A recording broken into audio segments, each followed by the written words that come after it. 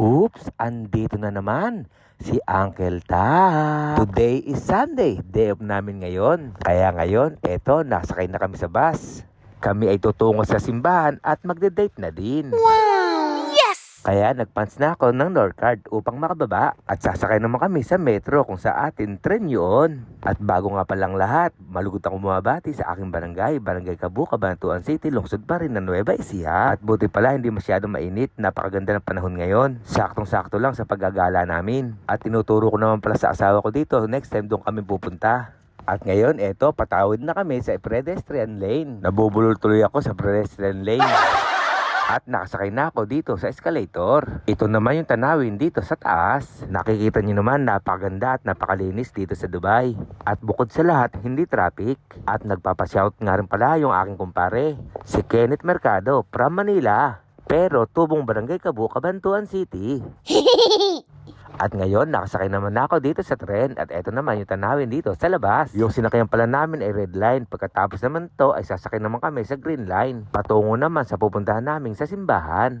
At buti hindi masyadong siksikan. Walang masyadong sakay. At ito naman yung tanawin dito sa green line. At ngayon, eto, kami ay nakababa na. Palagay ko dahil linggo ngayon napakaraming tao na magsisimba sa 3 minutong paglalakad simula metro. Andito na ngayon kami sa St. Catholic Church. Kaya tara, manalangin muna tayo.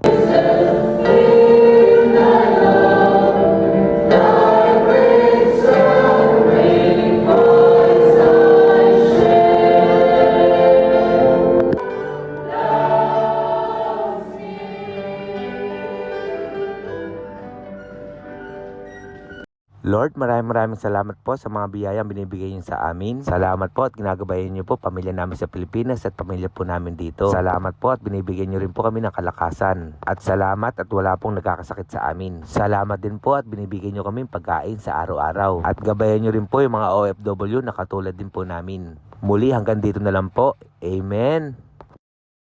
At pagkayari namin magsimba, kami ay gagala na at natapat kami sa dami ng tao. Sapagkat nagkasabay-sabay nga yung paglabas sa simbahan. Pero ayos lang, at least nakasakay kami. At ngayon, andito na kami sa aming pupuntahan. Ito ang Burjuman Mall. Nag-ikot-ikot nga muna pala kami dito, baka mayroong sale. Subalit, ganun talaga, wala pala.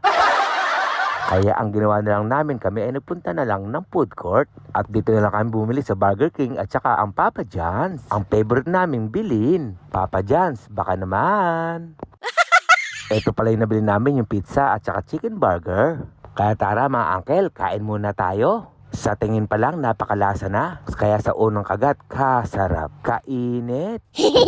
At para lalong sumarap, sasawsaw ko siya dito sa sauce niya. Wow, wow, wow, lalong ang sumarap. Kaya mga kababayan ko rito, subukan nyo rito. Kadami ng mga Pilipino po dito. At ngayon, ito naman chicken burger ang aking titikman. Isang kagat pa nga ulit, kasarap. Kaya the best din ang Burger King. Abot kaya na, kalasa pa.